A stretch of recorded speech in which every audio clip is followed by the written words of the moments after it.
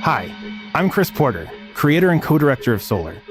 This is a story where every answer asks more questions.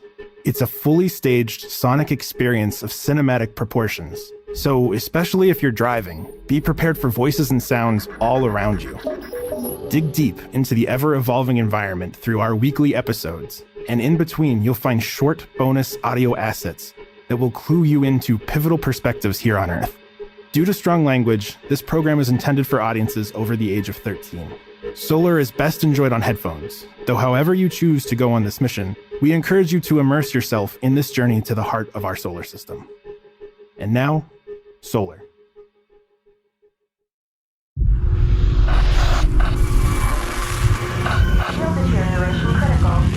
Control, do you read? This is the Aethon. Mayday, mayday. Solar flare X-45 pointed directly at Earth. Do you copy? Mayday, mayday. I knew certain things would happen if not when. What did you say, Coach? Everyone on board gets sick. Margaret knew. Immediately. Margaret knew this whole time. Mayday, mayday. Something about Margaret? Not now, Jessa. Everyone get to the train. Aethon to mission control. Aethon to mission control. Solar flare pointed directly at Earth.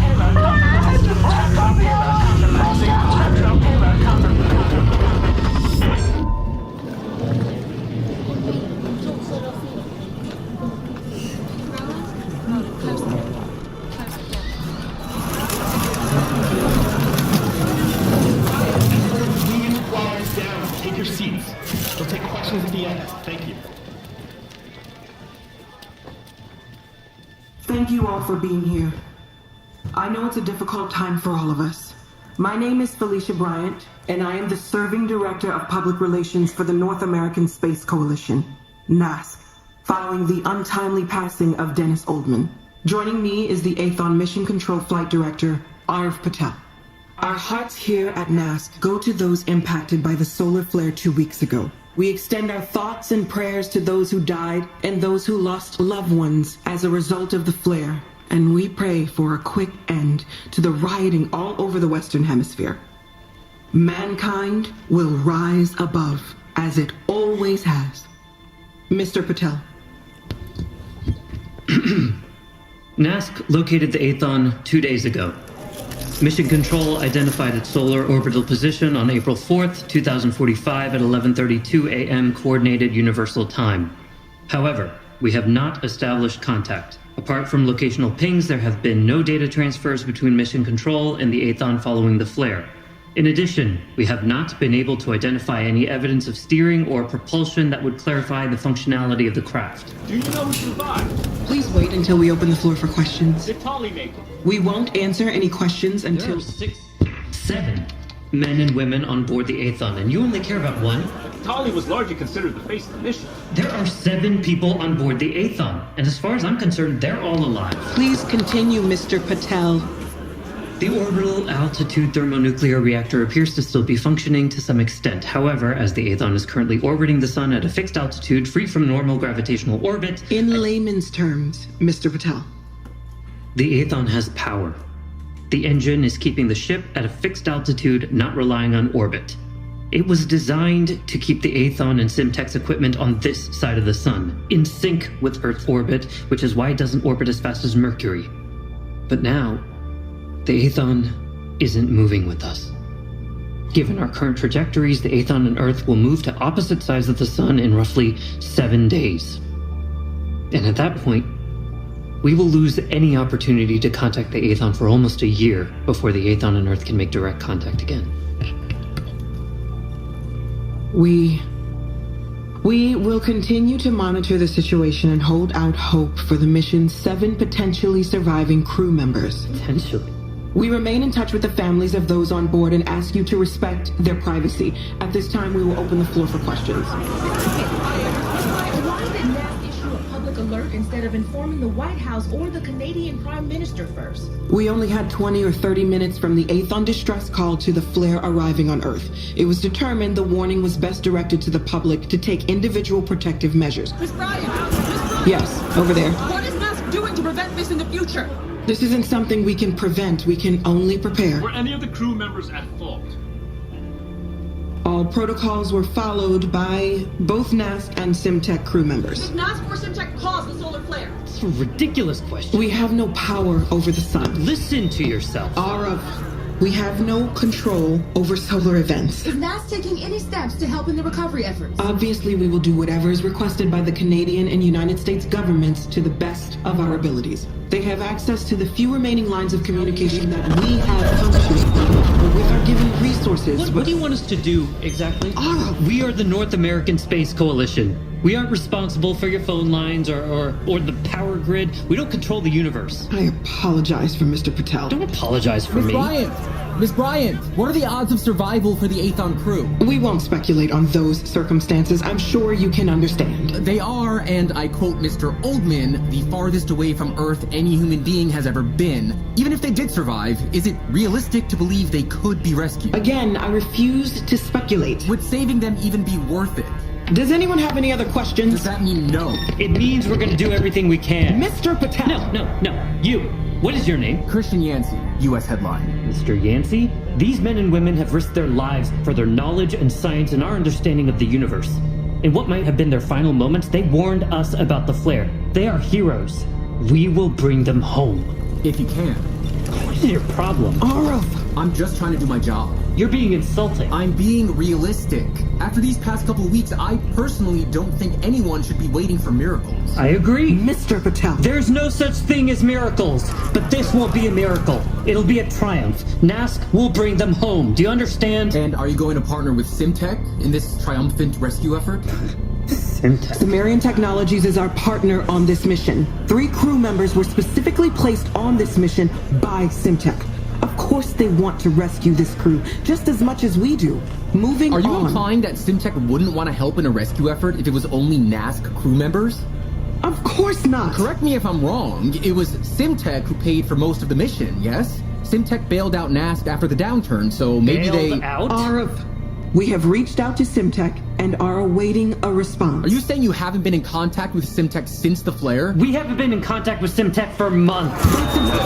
No, it's not. We've been picking up anomalies, shutters, and erroneous readings for almost a year now, and we've been reaching out to Simtech for answers over and over again. And we haven't heard a thing, just silence. They're refusing to answer us. They're hiding. You can't say that, Colin. Listen, if any of you have a way of reaching Simtech, tell them to come and talk to me. I'm going to bring my crew home, and I'll work with Simtech if they want any of our crew to come back alive. Wait, are you implying Simtech doesn't want the crew to return alive? What do you mean anomalies? How long did you believe the Aethon was in danger?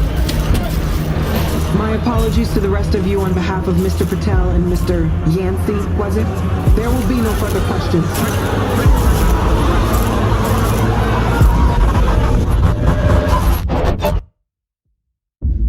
Aethon operating system timer failure has resulted in terminal error. Audio packets are unable to be compiled chronologically. Please reset AOS internal clock. Manual, Whiskey Foxtrot 156 Delta 2. Emergency audio packet 22-Alpha 2045. CurtCo Media presents Solar. Episode 1, The Pilot. Post-solar event. Approximate mission day. 547.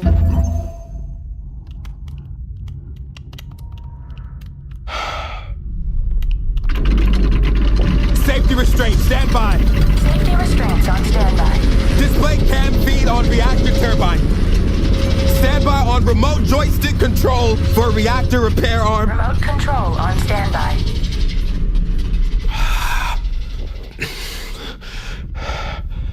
Thank you, Allie.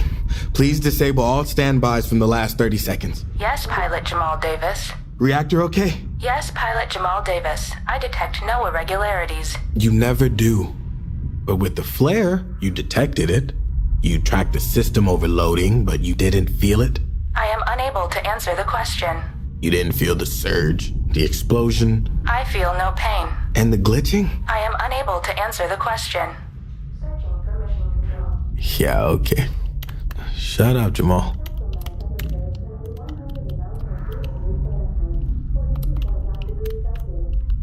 What are you working on, Pilot Jamal Davis? I'm writing some auxiliary programming. Auxiliary programming can be quite extensive.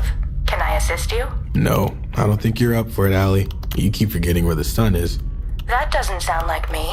It doesn't. And the sun is right out there. I can see it from my window. Temperature is currently 108.2 degrees. Point is, I need to write this programming myself.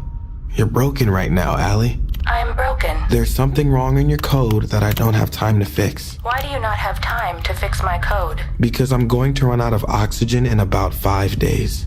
So I need to prioritize what I do with the time I have left. And you need to prioritize the auxiliary programming. Yes. Can I assist you with anything? You can leave me alone. How long would you like for me to leave you alone? What is this? Why are you being so talkative today? You've declined 10 of the last 12 messages from Dr. Wren Gadetto. Yeah? So? You are isolating yourself. Okay.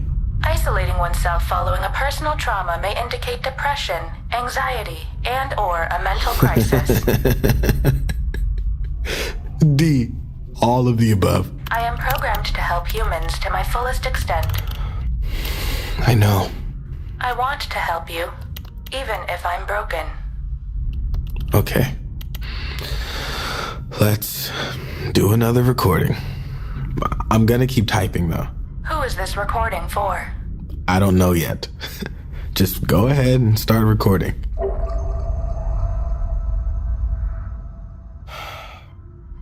Chelsea. No. Never mind. Not Chelsea. Delete that and start a new recording.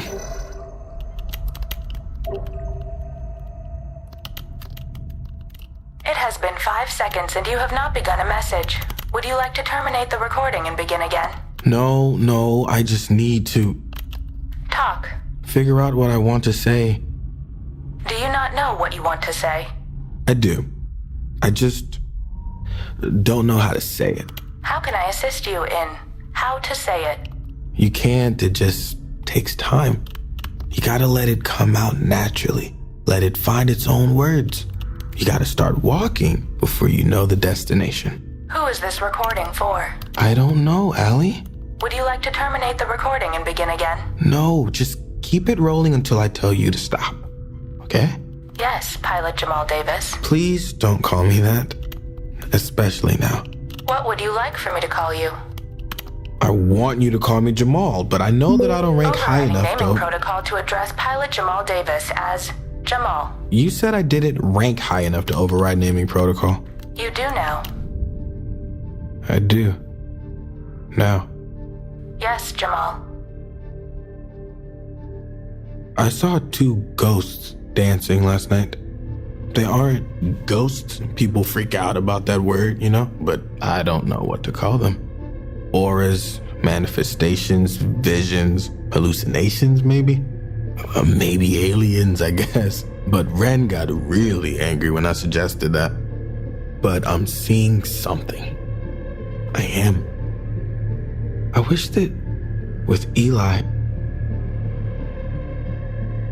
I've seen 11 ghosts in 15 days, ever since the flare. This was my first time seeing 2 ghosts at once. Again, I know they aren't ghosts. Don't go telling Wren I'm claiming they're ghosts. I won't, Jamal. But these things, they were dancing, I think. They were holding on to each other, moving slowly, almost like sheets in the wind. At least the way sheets look in the movies. In real life, they just hang there, you know? What the hell am I talking about? We had a dryer growing up. I've never seen laundry drying on clotheslines. I was just trying to be poetic. But I'm allowed to do that, right? I've never wound up a car window. I've never saved things to a floppy disk, but I know the icon. At what point is my understanding of the world just what I've been told it used to be? Maybe ghosts are just dead people who haven't realized they're dead yet.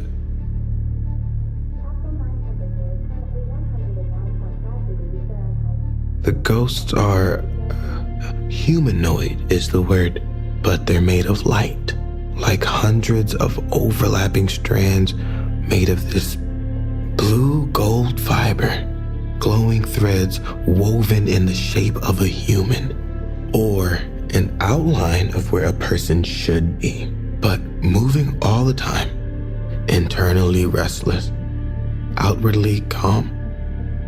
Just like dancing, I guess.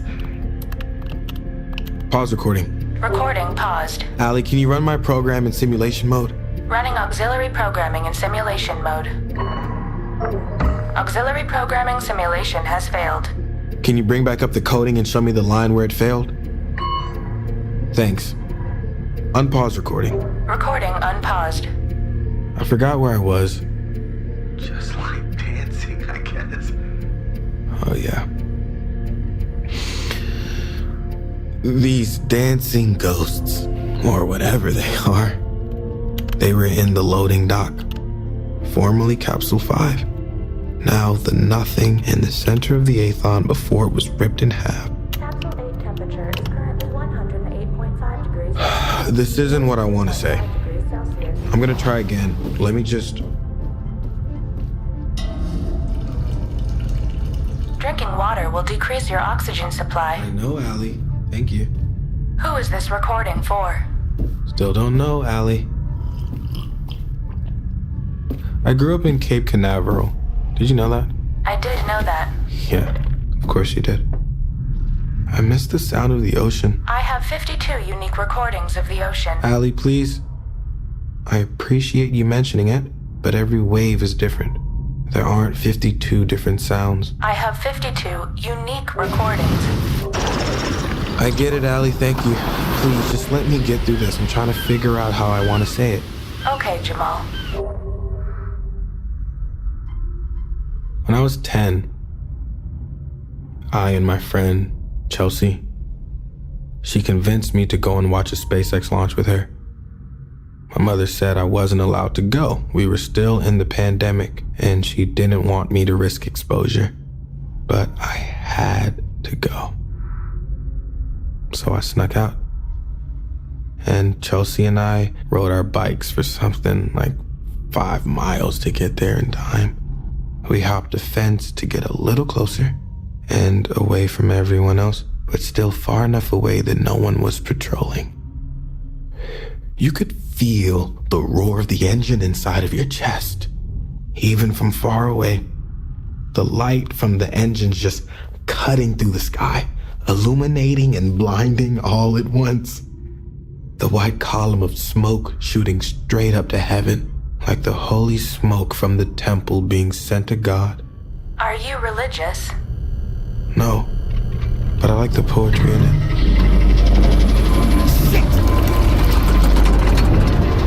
Safety restraint, stand by! Safety restraints on standby. Display cam feed on reactor turbine. Stand by on remote joystick control for reactor repair arm. Remote control on standby. You okay, Allie? Yes, Jamal. Altitude warning. Reactor failure. Altitude warning. I'm going weightless. I feel it. Activate reactor arm video feed. Reactor on video feed only available in capsules 8 and 9. That's fine. Still activate. Activate joystick control. Thank you. Grabbing closest rotary drum. Shit. Wait. I can't reach. I didn't. The safety harness. I need to push off the ceiling. Wait a second. Strapping myself into the chair. Meltdown imminent. No. Grab the closest drum. Drum 2. Grabbing drum 2 and...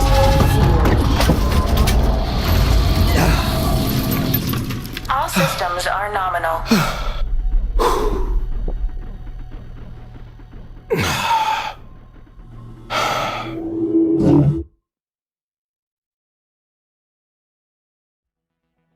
This podcast is sponsored by BetterHelp.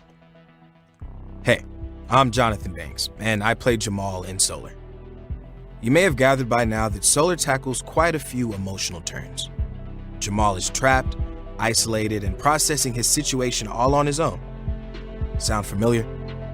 Sure, none of us are stranded on the Aethon, but that doesn't mean we can't sometimes feel like we're that alone. And you don't have to be, because BetterHelp is there for you.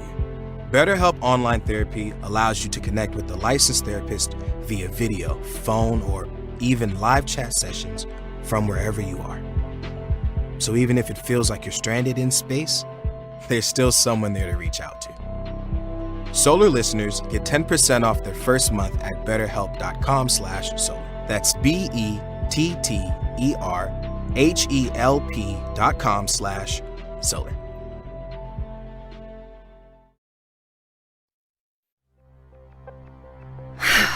Another day with no responses to my job applications. My sensors are detecting a significant drop in your energy levels. Robot, I don't know how much longer I can handle this. I'm meant to be on a team with actual people. It just feels so alone. No offense. I have not been programmed to get offended. Exactly. Requesting permission to pursue alternate solutions through ZipRecruiter.com/solar. ZipRecruiter? Yeah. Profile uploaded. Matching technology commencing. ZipRecruiter working proactively to present you to relevant employers. Wow, employers are inviting me to apply.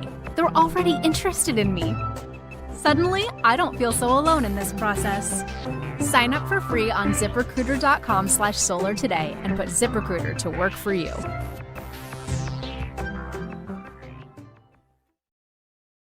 Athon audio packet from Mission Control, 35-1, 2043. Athon, this is Mission Control, Flight Director Arv Patel, Mission Date 35, Audio Packet 1, the day the Athon leaves Earth orbit. This is the first audio packet communique for the Athon mission, and as a matter of confirmation, I am reaffirming that official radio communications have ceased between the Athon and Mission Control until the Athon has returned to Earth orbit. Radio communications can be sent in cases of emergency, but responses can take up to 5 minutes at present and can take 20 to 30 minutes as the Athon approaches the sun. Commander Tolley, in your response audio packet, please confirm receipt of this packet, 35-1, and acknowledge the new procedures of radio communications in Manual Echo Echo Victor 5-3. All right, business out of the way. I just want to say how proud we all are. I'm jealous. I'm excited. I can't wait to see what happens. Congratulations. Enclosed in this packet are a few messages of note. There's a joint statement from the US President and the Canadian Prime Minister, along with one from the head of NASC, Fred Chu. A message from Public Relations Director Dennis Oldman. One from the head of Simtech, Allison Logan. And then a few personal messages for some of the crew. 3 for pilot Jamal Davis. Please ask him to limit his responses to under 5 minutes per recipient. He's not good about that. Also, Alex, there's a cute message from your school, Tolley Elementary, and some well wishes for their ant colony. It's pretty cute. You might want to share it with the others. Let's see. There are some manual updates. A patch that should fix the bugs between the AOS and Jess's bionic arm. And we've reached out to Alden at Simtech regarding the outlier data you picked up. I know Margaret wasn't concerned, and neither are we. Our guess is that it's just a ghost of the machine, if you will. Some glitch from starting up the program with Allie without all 4 of the solar satellites or payloads in position and activated for the Simtech experiment. I'll let you know when we hear back from Simtech. All right, Athon. As always, be careful, do your job, get home safe, change the world. We'll be here for you every step of the way. You have selected to play the classified message for Dr. Ren Guerrero. Please enter the 4-digit security code. Now playing classified message for Dr. Ren Guerrero. Ren, since we're switching to the audio packet communiques, we're shutting down the secure wireless communication we were using with you away from Simtech's access. We'll reopen it if circumstances change. Good luck. We're counting on you. Godspeed.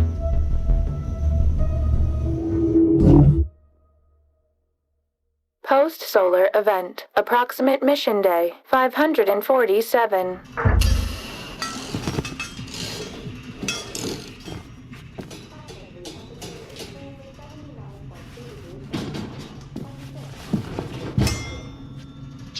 Allie, please confirm air filter has successfully been replaced. Filter has been replaced successfully. Replacing vent. Reactor failure. Shit. Altitude warning. Shit. Reactor failure. Altitude warning. Tighten safe restraint. Altitude warning. Reactor failure. Clear weightless. Shit. Please, Jamal, don't give up. Don't let go. Please, Jamal. You want to talk to me, but please, I need you. I can't do this without you. Please, Jamal. Restart the reactor. Please still be there. Please. Please, I need you. All systems are nominal.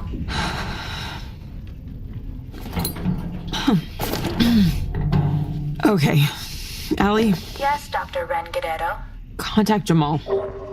And release safety restraint. Safety restraint released. No, Allie, it hasn't released. Try again. Safety restraint released. Still no, Allie. Jamal has declined your contact. Would you like to leave him another message? No, I wouldn't. And I don't want him to know I got stuck in the harness again, okay? So don't tell him. Yes, Dr. Wren Guerrero. Do you know how long it takes me to undo and redo these straps, Allie? The longest you have taken to relace the straps is 21.54 minutes.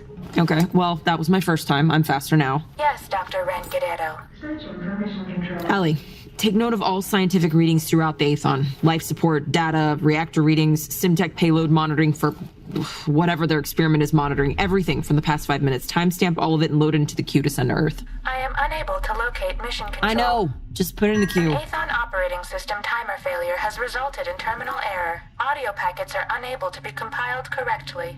Please reset AOS internal clock. Manual. Whiskey Foxtrot 156 Delta 2. I've read it, Allie. There's nothing in there about how to fix the problem. Just please load it into the queue. Data log loaded into queue. All readings are nominal given current conditions, Dr. Wren Guerrero. Are you sure you would like to transmit log when connection has been reestablished? Yes, Allie. Stop asking me if I'm sure about things. I'm sure. Yes, Dr. Wren Guerrero.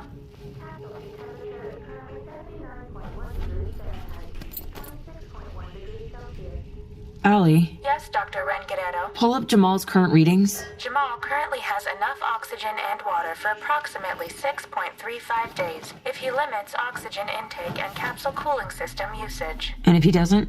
Approximately 4 days. 4 days, no decimals? Approximately 3.86 days. That sounds more accurate. When did you write yourself optimistic programming? Day 400. Allie, I wasn't serious. Write yourself some sarcastic programming when you have the chance. Yes, Dr. Wren Guerrero. Capsule 1 temperature is currently 79.2 degrees Fahrenheit, 26.2 degrees Celsius.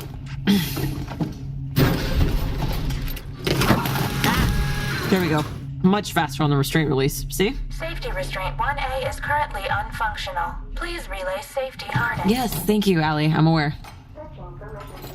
Allie, please play the current queue distress call. Mayday, mayday, mayday. This is the Aethon. Solar flare X-45 hit the Aethon power system and nuclear core overload resulted in onboard explosion. Capsule 4 Stop playback. Delete distress call. Are you sure you want to delete distress call? I'm sure, Allie. Do you want to record a new distress call? Yes. Have we lost any ants? I am unable to answer the question. How many ants are there? 632 or 633. Why is it or? I am unable to answer the question. At this point, Allie, it's all rhetorical. It's always rhetorical. How would you like for me to respond? Begin recording a new distress call. Recording. Mayday, mayday, mayday. This is the Aethon. The mission has gone critical on day 532 of Aethon's mission, March 21st, 2045 at 1832 hours Coordinated Universal Time, UTC. The Aethon was in the middle of deploying and activating payload 4 of the Simtech gravitational time distortion experiment. Wright, Ozzy, and Tully were launching the satellite via spacewalk. Aquino was in Capsule 4 in the medical bay. Per Commander Tully's orders, I was the onboard commander during the walk. After issuing an alert to Earth, the Aethon was struck by the largest solar flare and coronal mass ejection recorded to date. The CME overloaded our systems. The payload, which hadn't fully deployed, exploded and blew out the center of our ship. Compartments 4 through 7 were destroyed. The flare was pointed directly at Earth, and for all I know, maybe you don't have a way of reaching us anymore. Maybe we're alone. I don't know what kind of a priority there would be in rescuing us anyway, but... There were 6 of us left. I don't know if I'm allowed to say it, but there were 7. Then 6, and now 2. Pilot Jamal, Davis, and me. We are trapped on separate sides of the ship. I'm in compartments 1 through 3. I have the living quarters, the central computer mainframe, the supplies, and I have a functional airlock, and 1 remaining spacesuit for what it's worth. Pilot Davis, however, Jamal is trapped in compartments 8 and 9. He has access to the reactor, but no equipment to be able to do anything about it, even if we needed him to. He has no airlock, no spacesuit. With the explosion of capsules 4 through 7, we have no way of making in-person contact. We are separated. We only have radio communication. Whenever a shutter happens that shuts down the reactor, Jamal's jump-starting it himself using camera feeds and machinery controls that I no longer have access to following the explosion. Obviously, if Jamal doesn't make it, I'm screwed. And Jamal claims he's been seeing ghosts that aren't actually ghosts. I think he might be hallucinating. He'll run out of oxygen within the week, so... Jamal has given up. In his mind, he can die fast in comfort or slow in agony, but I'm gonna find a way to save him. I want to ask him to last as long as he can. It's selfish, but I can't... If I was alone... Allie, please delete the recording after he'll run out of oxygen within the week. Deleted. As I am on the side of the ship that formerly held supplies for 7 individuals, I have the potential to survive an estimated 2 or 3 years. Lucky me. Allie, please delete Lucky Me. That was sarcasm. Yes, Allie. Lucky me. Deleted. And then Allie, the Aethon language interface has been glitching. She's been glitching the whole mission, but obviously it's been worse following the event. Allie's emergency protocol was activated, so I can't even re-listen to the disaster to see what went wrong. I'm going through all the NASC manuals, but even the ones Allie directs me to have proven useless.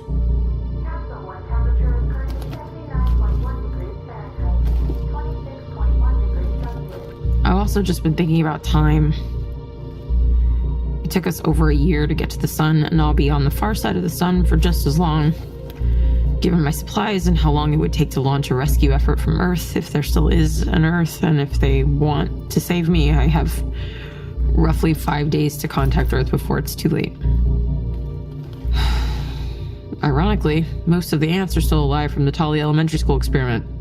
Is that ironic? No. So sarcasm is difficult, but you get dramatic irony. Dramatic irony is based in fact. Sarcasm is based in falsehood. Cool, thank you for the English lesson. Was that sarcasm? Yes, Allie, please just... Arv, you sent the wrong person.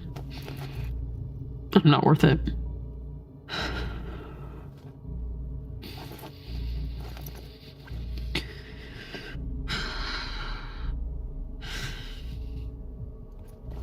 Delete this recording. Are you sure you want to delete the recording? Yes, Allie. Recording deleted.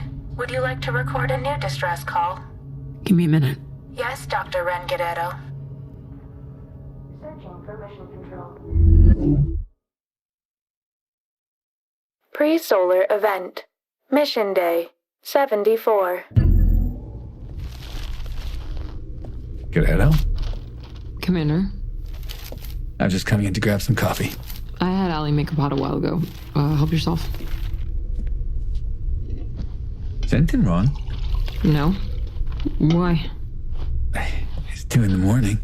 I'm aware, Commander. Thank you. Ren, may I bother you for a moment? Yes, Commander. May I sit down? Yeah, let me put some of this away. No, you don't have to do that. I do. I'm sorry. I have to. Understood. For some reason, when they told me I'd be the bridge between NASC and Simtech, I thought I'd be able to help things, unite people, bring organizations together for science. And what do you think now? Bridges are lonely and exhausting. So you're a glass half empty kind of guy? No, definitely not. I'm a half glass kind of guy. You'd know that if you had dinner with the rest of us, which is what I wanted to talk to you about. Having dinner with you? Having dinner with us. Most of us eat dinner at the same time. So come be a part of the team. We're all working together. We may as well break bread on occasion. Right? Wren, no one knows what to think of you. You joined late. You keep to yourself. You work into the night alone. Never talk to anyone. I talk to Jessa. Because you have to. We all do. I have a lot of work. It's an invitation, not an order. Okay? Oh, thank you, Commander. Alex. What is a half-glass guy? I call it like it is. It doesn't matter if you see it as empty or full, it's a half glass. Seems pedantic. We're scientists. We have to be pedantic. I mean, you have a particular way of talking. I was born in the United States, but I spent the first decade of my life in Scotland. The farm there went belly up, which was an early sign of things to come, I suppose. But we moved to Alabama, got a new farm, and about a decade later came the real downturn. When that farm failed, I left and joined the Air Force, which are all great examples of the glass thing I'm talking about. Farm stops working. I get to see the world. Downturn hits. I join the Air Force. I fly unimaginable aircraft. I see the whole world. I get to be a commander. What you need to know before you can make an argument of half full or half empty is whether you're pouring or drinking. It seems so obvious now. Clear as mud. And as a half-glass guy, I'm compelled to say that this coffee is terrible. I mean, that's on Allie. How can you drink this? I mean, it keeps me awake when I need to be. I was working on status reports for Mission Control. I got a couple of days behind. A little because of Margaret, and a little because, well, I got behind. What about you? My research is very involved. Arav said you were a hard worker. Thomas Chesterfield, the guy who had the spot before you, he was a guy who would take his time. What was he researching? DNA and gene mutation, monitored over a long space mission with artificial gravity and close interstellar occupancy. The usual. Is that not important? Nask didn't think it was important enough. They reduced and simplified his experiment and handed it off to Jessa. Is that the ant thing? Oh, the ant thing. No, that's just a PR stunt. The whole experiment is just to see how many survive. And I don't think the school even had an accurate count to begin with. Well, that seems important to know. Not really. Listen, Allie, how many ants are there in the habitation nest? 633. See? 633. Were you close with Chesterfield? Not terribly. I meant, did you mind me joining the mission so late? Oh, I absolutely did. Okay. I was with Jamal on that one. Both Jamal and I wanted to stick with Thomas. We knew him. We trusted him. And I always favor people I trust. But you made it seem like I wasn't a problem. I had to. Why? The bridge thing, remember? And Arav asked me to trust him. And I always favor people I trust. It's a curse. What can I say? Can you tell me anything about Simtech's research? No, that's classified. I had to sign my life away just to find out the bare minimum of what Sumerian Technologies was doing. You can be vague. Since they need their satellites to be synchronized with Earth orbit, it must have something to do with capturing large quantities of energy and radiation emissions. No. I have to work between Simtech and Nask. I can't tell you anything. And I can't tell Margaret anything. Understand? But you also don't have to ask me for help. What do you mean? Allie, can Wren have access to the power readings recorded during Simtech experiments? I don't have authorization. Satellite recordings are confidential, Commander Alex Tolley, but Dr. Wren Guerrero has access to power usage readings from the reactor with authorization. And who can provide authorization? Pilot Jamal Davis. Well, sounds like you want to talk to Jamal. Thank you, Alex.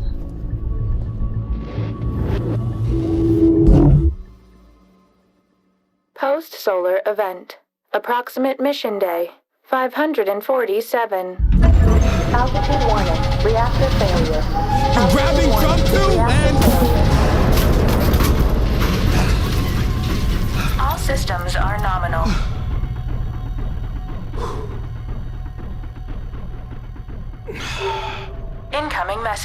Dr. Wren Guerrero. Decline.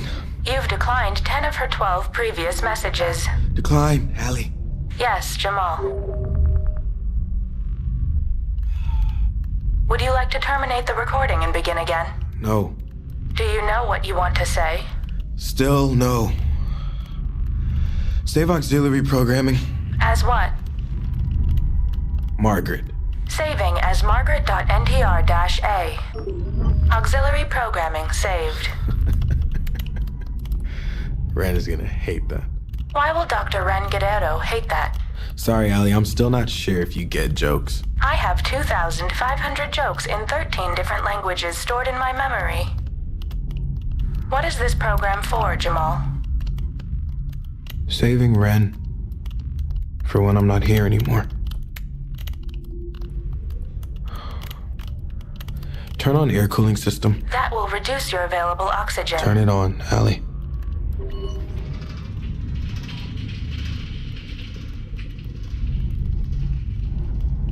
That afternoon with Chelsea, watching my first launch, I knew exactly what I wanted to do with my life. We started sneaking out for every launch. I was obsessed. We used to crane our necks and squint our eyes to follow the smoke trail to see who would be the last one to see it leave the atmosphere. I always won. I always lied. But it didn't matter if I saw it last or not, because I knew one day I was going to be on one of those launches, leaving everything behind. When I told my mom I wanted to be an astronaut, her face got real serious and she told me I didn't mean it. She said she'd pray for me to stop talking nonsense and have a career that wouldn't put me in harm's way. She was a librarian. She wasn't closed-minded, just scared. You could live through books, so why put your life at risk? She thought of books as stories completed, but to me, books were instructions. Capsule 8 temperature is currently 100. I read everything in the library written by men and women who had been to space. I made a plan for my life. Join the Air Force, be the best, become a test pilot, join a space program, just get to space and never look back. There was nothing on Earth I wanted more than to leave it, even for a little bit.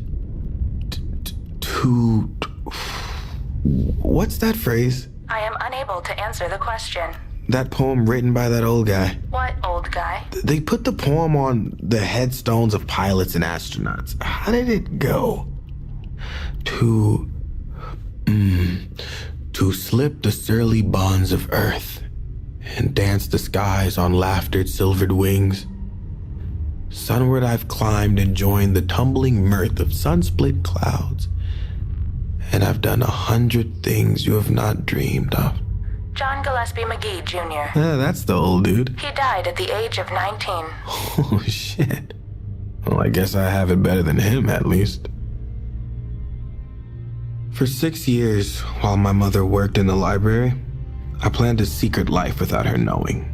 And in one afternoon, all of it came crashing down. One of the books I checked out fell to the back of my locker. The late notice from the library went out. My mother saw it, checked my history, and I came home to a list. The Challenger disaster, January 28th, 1986. Columbia, February 1st, 2003. Vladimir Komarov, 1967. Michael J. Adams, also 1967. The three on board Soyuz 11, 1971, and it went on and on and... You still want to throw your life away and go to space? My mom asked. Yeah, Mom. If God made the universe, then why should I be scared of it? Would you like me to provide a list of all space disasters? I know it by heart, Allie. My mother burned it into me. Every name, every disaster, every possible way to die. My mother thought all these men and women would be deterrents to me. Reasons why I shouldn't follow my dream, but they sacrificed their lives for something, right? They risked their lives for something, anything. Life doesn't have to be contained by the bounds of gravity, does it? Does it? I am unable to answer the question. No one will ever know if they thought it was worth it because those people who sacrificed their lives are gone. There's this recording of a lost cosmonaut. Some people think it was Komarov from Soyuz 1, but no one knows for sure. It's a man or a woman in a defective spacecraft, hurtling into re-entry that the cosmonaut is angry and scared, cursing mission control, cursing God, cursing themselves. And there's a photo of a body being displayed in an open casket. And that, we know, is Komarov. Did you find those documents to be traumatic as a youth? No. The opposite. My mother forced me to listen to the recording on loop every night as I tried to go to sleep for the last few months before I left. Right up until I joined the Air Force. She made me stare at the photo of the open casket and ask if it was really worth it. And after a while, I learned to find peace in that cry for help, in that desperation. It was a sacrifice for me. How did Komarov sacrifice himself for you? We stand on the shoulders of others. And I could accept their losses, paving the way for the next person to carry the torch just a little further. It was worth it. I could see myself standing over the casket and still thinking it was worth it. And then I could see myself lying in the casket and I thought it was worth it. Who is this recording for? On the day of my graduation, my mother asked if I still wanted to be an astronaut.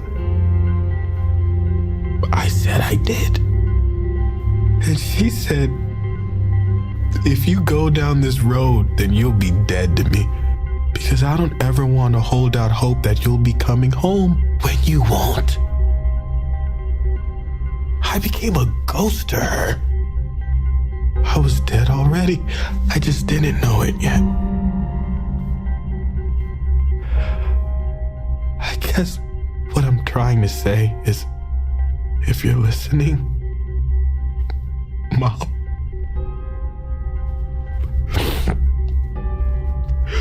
I'm sorry. You were right. I never should have became an astronaut.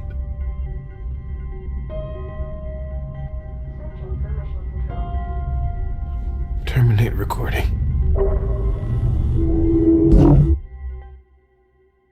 Post-solar event. Approximate mission day, 547. Safety restraint released. Yes, Allie. That time you got it. Thank you, Dr. Wren Gadetto.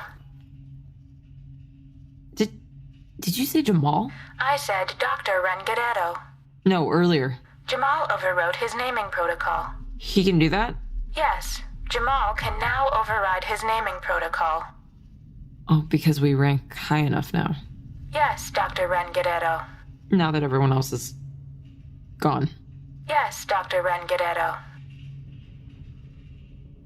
Allie, I'd like to override my naming protocol too. What would you like for me to call you?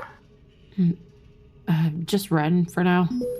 Overriding naming protocol to address Dr. Wren Gadetto as Wren.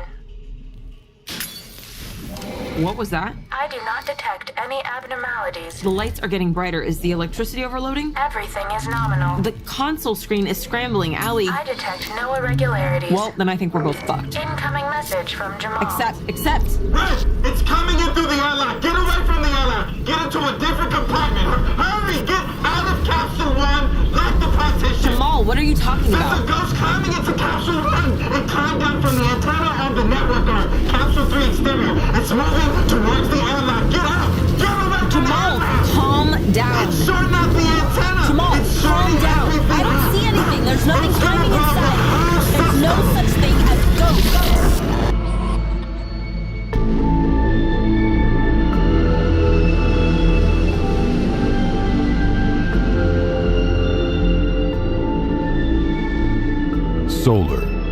CurtCo Media.